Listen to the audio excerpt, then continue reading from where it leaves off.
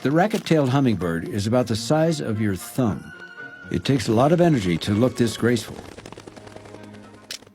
That means it's living in a perpetual state of near starvation.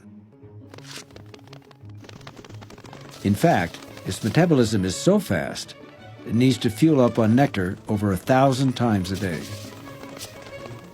It can't stop feeding for a moment. All day is a race against time.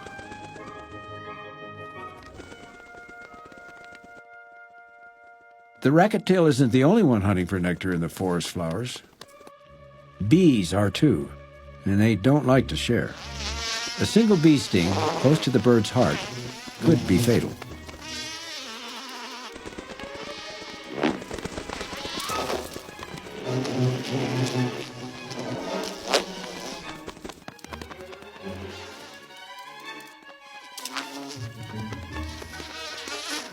But time is on the racket-tail's side.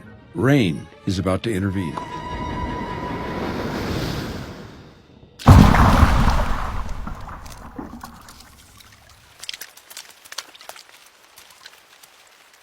A raindrop as big as its head may not be much fun for a hummingbird, but it's altogether too much for a bee.